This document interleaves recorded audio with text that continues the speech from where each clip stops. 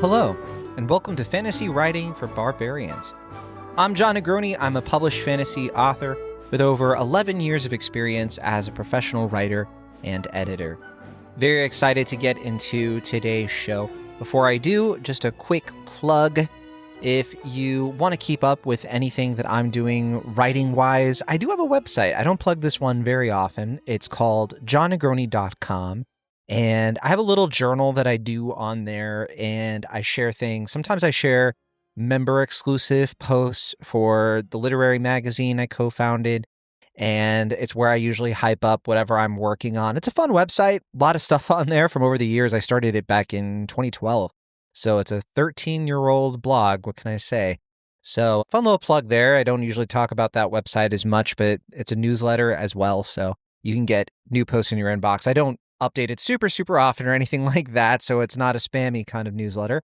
So, I say that now. Who knows what will happen next week? Today on the show, we're going to take a look at a question from a writer, and this one has been curated by our producer, Natalia Emmons, and she sent this to me. I have not read it yet. I'm going to read it for the first time with you all. It does come to us from reddit.com. You've heard of it. And this time it's going to be the r/writers subreddit. We usually do r/fantasy writing, but yeah, we're doing something a little bit different today. I'm excited. Okay, so here is our prompt, and this one comes to us from username Contrapasso01. We're just going to say Contra for the rest of this, so I don't have to say that too much. But okay, Contra writes, what makes something adult versus young adult in publishing? Very good question. I don't know if we've ever addressed this on the show directly before. I might have talked about it briefly here and there, but this will be good. We'll have a dedicated episode on this subject because it is an important one, and one that I think sometimes people skip over because they just kind of go off of vibes and they don't really think too deeply about this question. It is important, especially since Contra writes here, they add the context of in publishing, and that's really important because while it may not be something you're thinking too much about when you're drafting your novel or short story or whatever it is something that is going to be very crucial when you try to query it, when you try to get it published. So here is the question. Contra asks, sorry if this is a dumb question, but I've seen a lot of conflicting info about this, so I'm curious. I follow a YouTuber named Cindy, who has been very open regarding her processes with publishing her debut. Her book features a dual timeline as well as a very passive main character, and she got a lot of mixed feedback. Some editors said it was too complex structurally to be YA, while others said the writing was not complex enough to be adult. Things like passive main characters and dual timelines seem to be considered adult by default by a decent number of editors. Side note, I'm curious, like, what editors they're talking about, like publishing editors, like at Big Five publishers. I'm kind of curious about that, but okay. I'd always assumed adult versus young adult was primarily determined by the age of the protagonist and the maturity of the content. But then again, one of my favorite authors of late, Andrew Joseph White, writes YA, and his YA features body horror and mature themes. It's still classed as YA, even though the content definitely gave me nightmares more than some adult horror I've read. Then I've read some adult fantasy lately, where the writing style and structure feels very YA to me, but the book seems to be considered adult just because of the age of the protagonist, despite being more shallowly written and with simple characters and writing. So the other idea I had, that the complexity is the big differentiator, also doesn't make much sense. So now I'm just confused. I understand there's a lot of moving pieces with this. When it comes to my own manuscript, the themes and content always seemed very adult to me, and so I've been operating under the idea that it would be an adult fantasy. But now I'm wondering if that's the right way of thinking about it. Could someone provide a breakdown of how this works for me, or point me in the direction of some solid resources for learning more about this? I'm excited to read the comments, but I'm not going to get to the comments yet, of course, because this is a really great question. I love that Contra has already given this lots of thought and is referencing very specific things.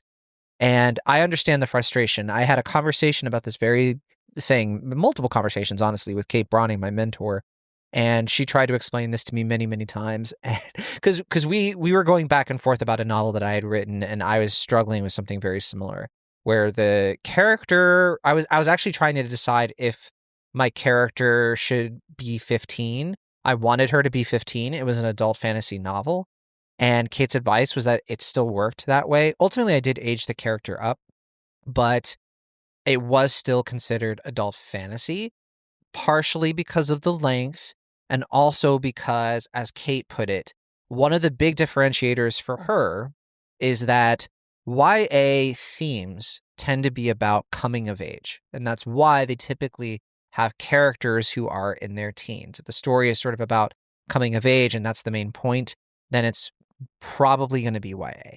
Versus adult fantasy, it's less about that and it's more about adult situations, adult struggles, and things. And that's why some adult fantasy can have child protagonists, like, for example, Randall Thor, who technically does come of age in the Wheel of Time books, but the books aren't really about that. It's sort of about him being forced into adulthood at a young age.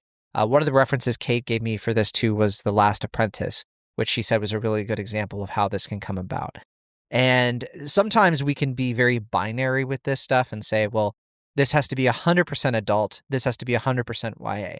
Honestly, it's squishy. Sometimes you're going to have overlap. Sometimes you're going to have things in a book like Contra, referenced, where some of the writing might feel a little YA, but overall it kind of nets out to be adult, right? So you can't really think of it as necessary criteria. This idea of it or necessary conditions where it's like it has to have this, and this, or it's not this. And that doesn't really work with these kinds of things because it's so, first of all, subjective. And a lot of it comes down to how do we market the book? And sometimes decisions are made after the fact to be like, this book is probably going to be more successful if we market it as YA, even though that wasn't the intention. But that said, I do have a lot of my own thoughts on other distinctions people can make to kind of help categorize this stuff, especially if you're in the drafting process and you want to kind of avoid this problem entirely. Because honestly, it's a craft question, not just a marketing question. And it's often misunderstood, I think, even by writers who are actively working in these spaces for years. I've been here for a long time now, and I still get tripped up by this. So don't feel bad about asking the question, Contra, especially. Like, it's not a dumb question at all. People struggle with this all the time and they disagree all the time and in ways that make sense and are perfectly valid. Because while these distinctions are real, they are so nuanced. They're way more nuanced than most people assume. And so I'll start with, honestly, the common misconception I see, because it was referenced here. The reflexive answer is typically the content of the novel. Adult fantasy typically has more sex, more violence, and profanity. And I think this is largely wrong, or at the very least, it's incomplete, because YA fantasy, as was referenced, it regularly features graphic violence. Leigh Bardugo's Six of Crows has torture and body horror, for example, even though a lot of people consider that YA. And also themes of like death, trauma, these really frank discussions of sexuality, that's all par for the course when it comes to young adult books. I think the inverse is also true. There's a lot of adult fantasy that is relatively clean and wholesome, right? Think of T.J. Klune novels. Think of The Lord of the Rings. While a lot of violent stuff happens in those books, they're whimsical, right? There's a lot of like wholesomeness in that. I think content rating is an explanation or a symptom of a category. It can help explain, what the category is, but I don't think it's usually the cause of why something is categorized as YA or adult. So what I think actually differentiates them is a combination of things. And it's kind of what I was referencing earlier. I think it's a combination of the protagonist's age and their life stage, right? Now, the most visible marker, the most obvious marker that something is YA is when the protagonist is typically around 14 to 18. And adult protagonists, generally over 20 years old. And this is, to be clear, a convention. It's not a rule, right? Because the real distinction here is the development stage of the characters. This is why I'm so happy I took psychology as a minor in college, because the psychosocial development stuff that you learn about people when you're in school comes in so much handy with this kind of stuff. But anyway, YA protagonists typically, right, are trying to navigate identity formation. They're trying to figure out who they are. They're trying to separate themselves from family and authority structures. This is what Kate was getting into when she was explaining the coming of age stuff. They're trying to establish their place in the world for the first time. That is a very YA thing. But adult protagonists have typically already formed some kind of identity. And now they're dealing with the consequences of that identity, or they're trying to revise it after failure.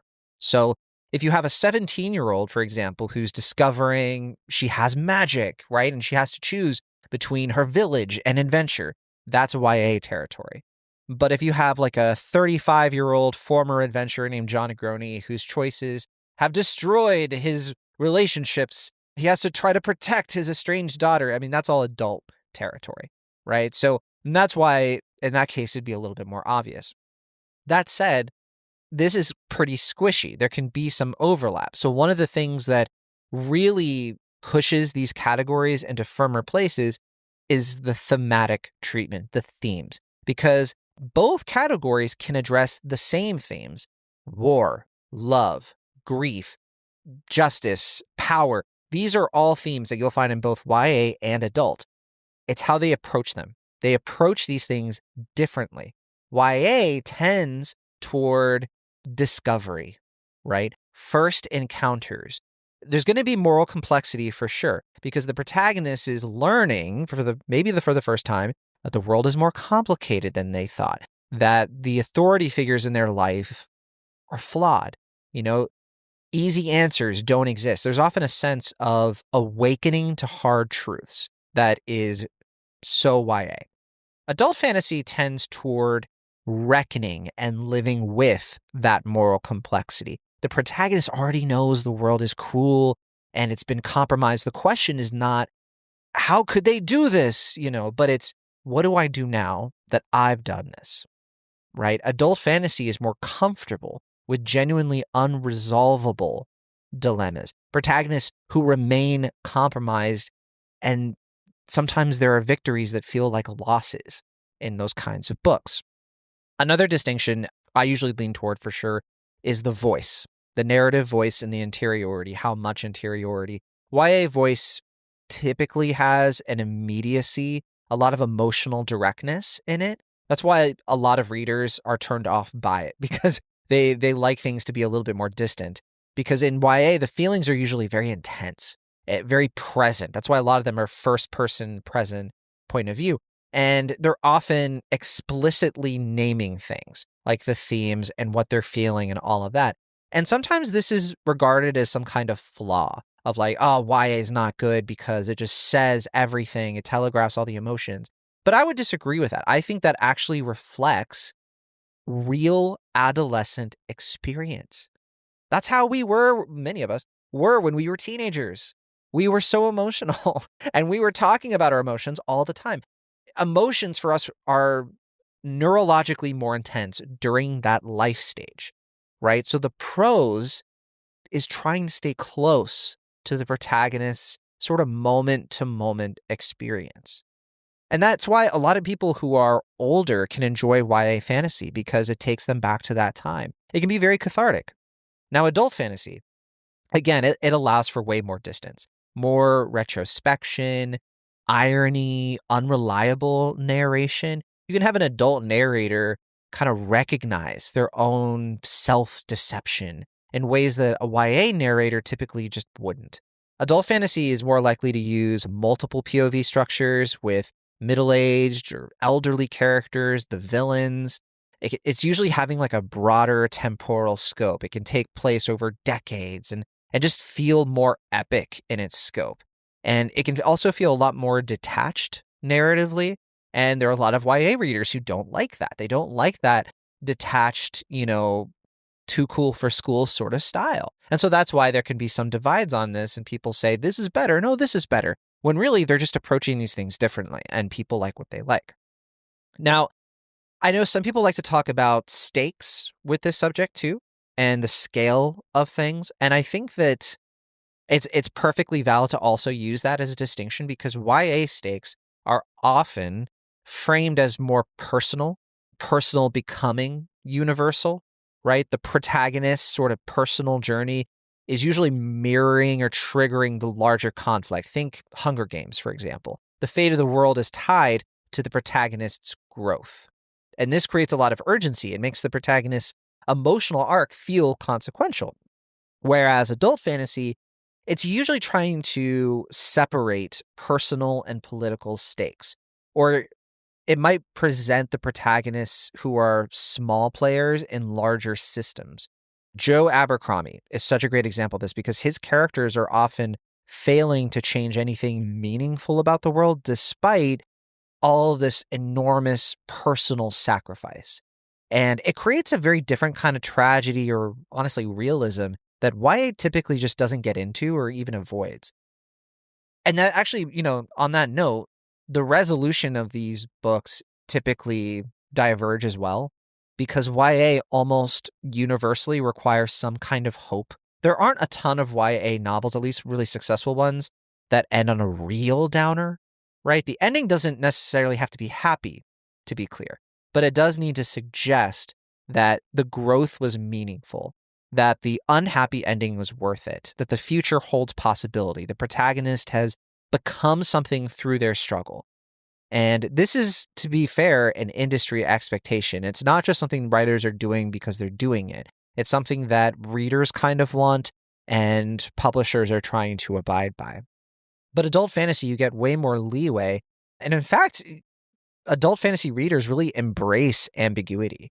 Victories that are complicated and cyclical tragedy, endings where the protagonist has maybe learned nothing, or maybe they've changed for the worse, right? Think of books like The Poppy War. That is not an ending where you're really happy for the main character in the end of that first book, especially. The genre can be genuinely nihilistic in ways that YA usually isn't.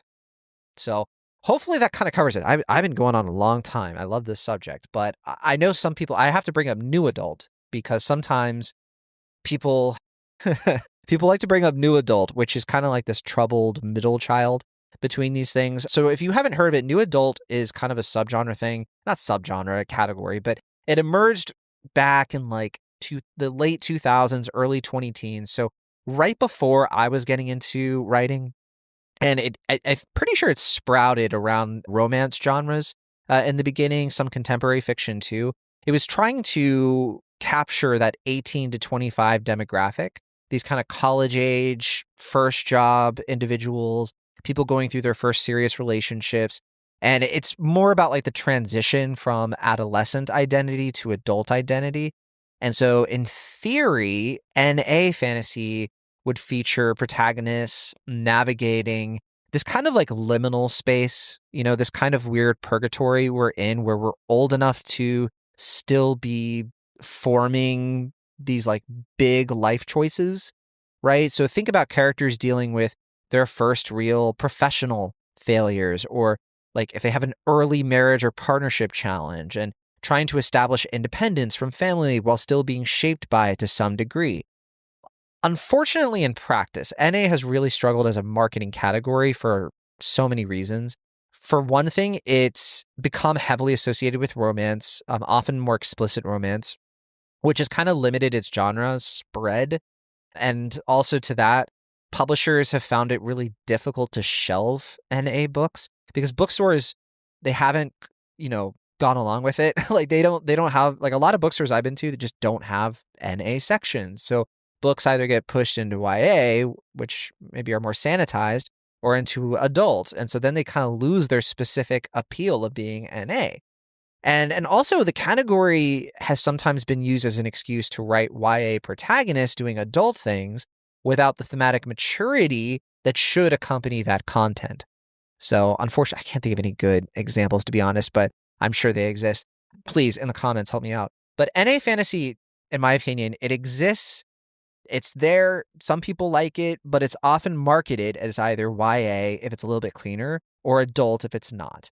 So people will actually say like The Poppy War, as I referenced before, R.F. Kuang's book, The Poppy War, kind of occupies this space because the protagonist kind of is 17 to 18, ages through the book, deals with themes like addiction and war crimes and genocide.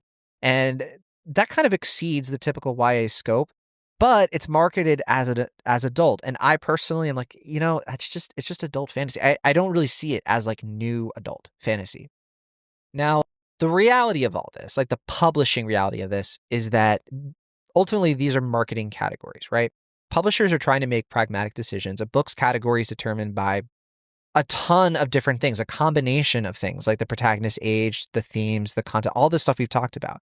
The prose style, which we didn't really get into too deeply, but they're just trying to figure out where will this sell best, right? The same manuscript might be published as YA by one publishing house and adult by another. You never know. Maybe just with some like minor adjustments. I've dealt with this in querying where people have said, I feel like this would work better as YA. Like it happens all the time. And for your own work, your own novel, I think the question shouldn't be, hey, which rules do I need to follow?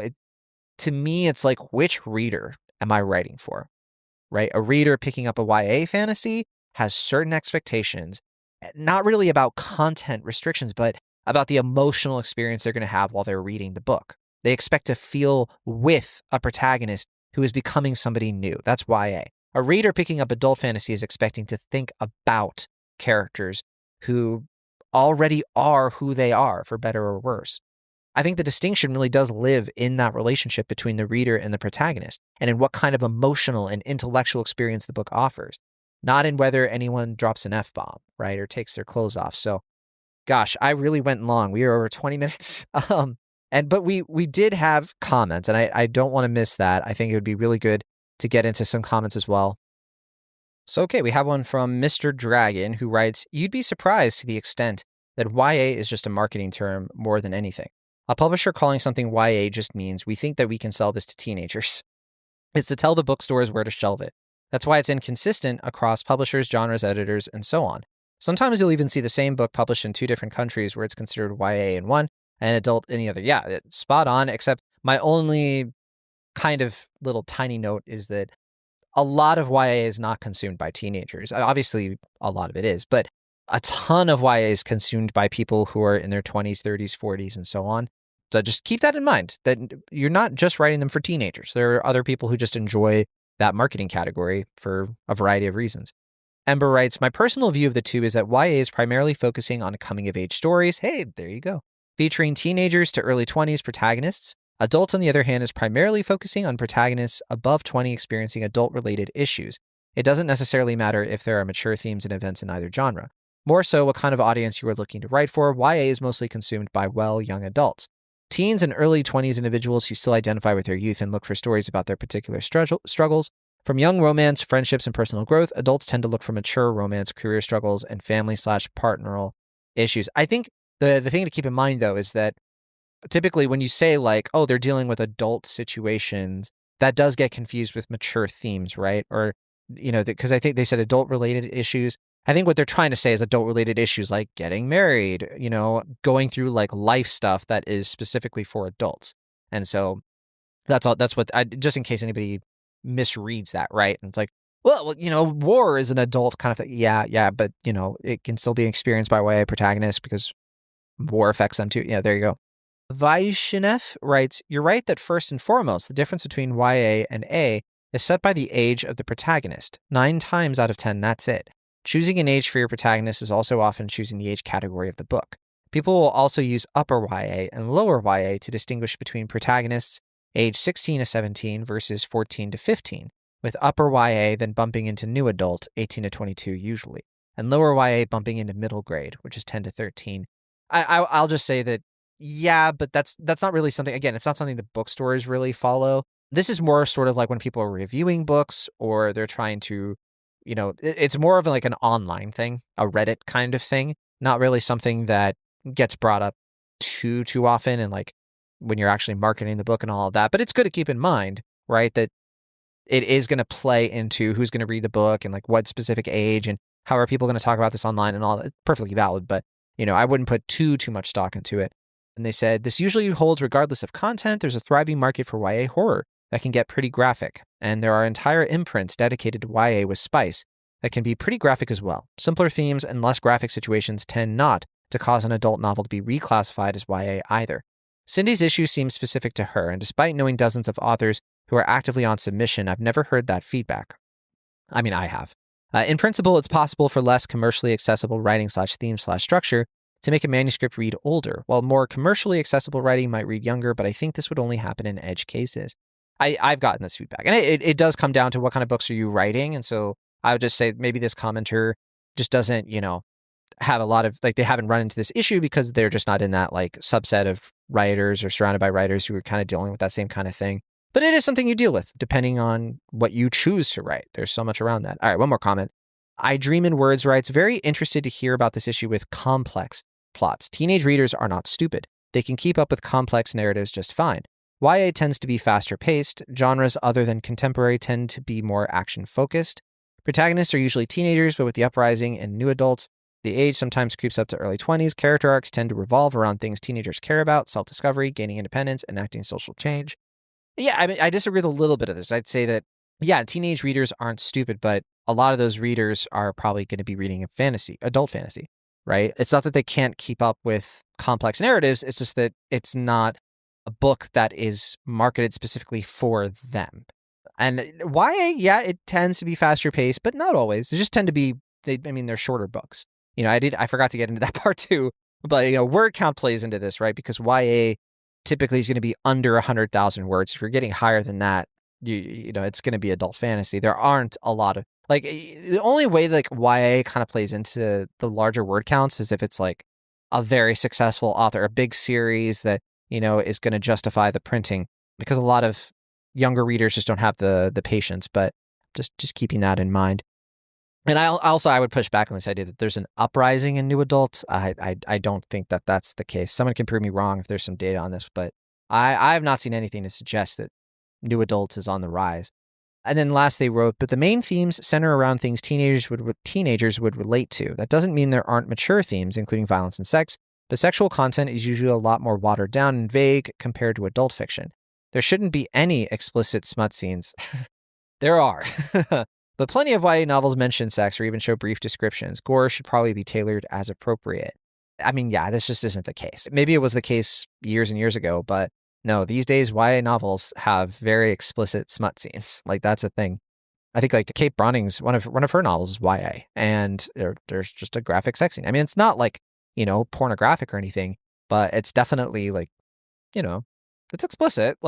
It's about as explicit. That's the thing. Like I was saying before, these, and even, hey, somebody even comments here about The Court of Thorns and Roses to Sarah J. Maas. They tend to be marketed as YA, but they have pretty graphic scenes. So, I mean, you could chalk it up if you want as exceptions, not the rule. But I would say that, I'd say that about covers it. Plenty of comments here. Anyway, that'll do it. Sorry for going so much over time, but thank you so much for listening to Fantasy Writing for Barbarians, as always. And try to do maybe one more episode before the new year if we can. But if not, have a great holiday season, depending on what you celebrate. And be sure to keep on writing if that's what you feel like doing.